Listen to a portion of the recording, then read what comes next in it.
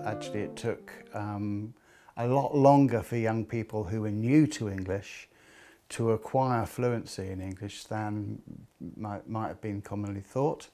So for academic language, we were looking at least 6 years for young people who started very new to English to actually get fluency and full competence in English. So that's got quite a number of implications for policy. Young people can acquire kind of oral fluency, every day-to-day conversation.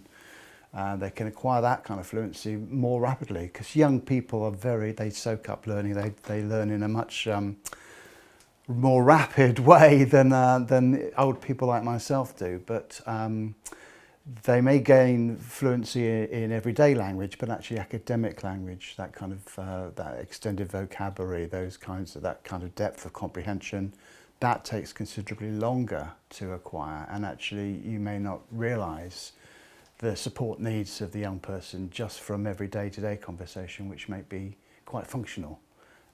But there is still a need, at least for 6 years, for some kind of additional support in the classroom.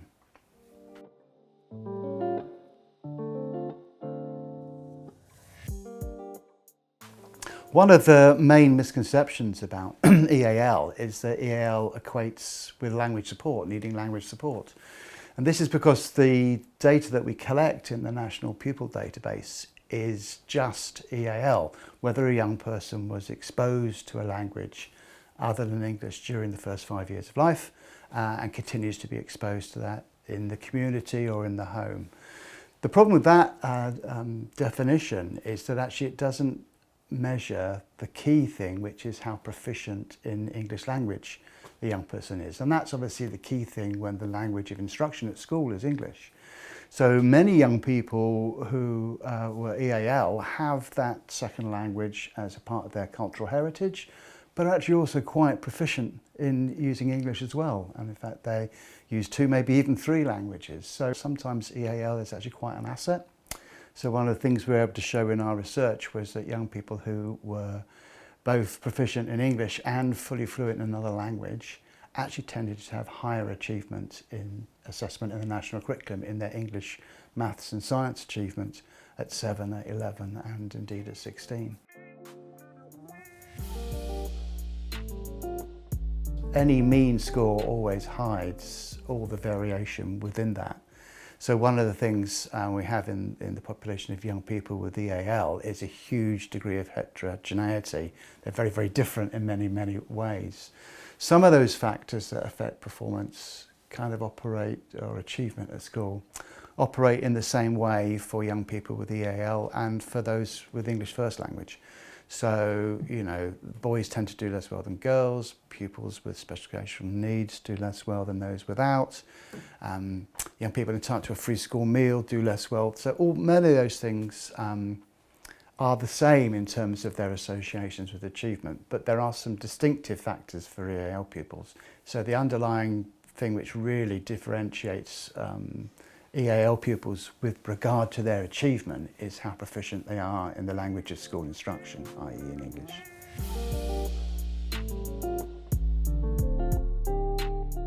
I think the main disconnect is between the way that policy uses EAL to fund the support needs of young people at school, when what they really need to be using is proficiency in English.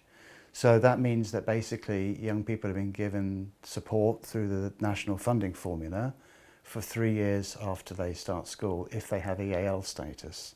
But some of those young people actually don't need the support, whereas other young people actually need the support, and as I said earlier, for much longer than 3 years, for 6 years maybe, or sometimes even more. So the big disconnect is that what is needed is a measure of proficiency in English to accurately target the support to students, and what's used is a measure that isn't actually a measure of proficiency in English.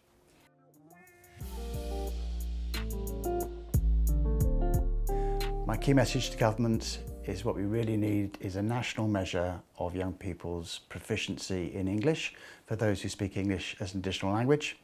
We're not measuring at the moment the main thing which determines the needs young people have. So we're failing to support some young people and not support them for long enough in their journey through school.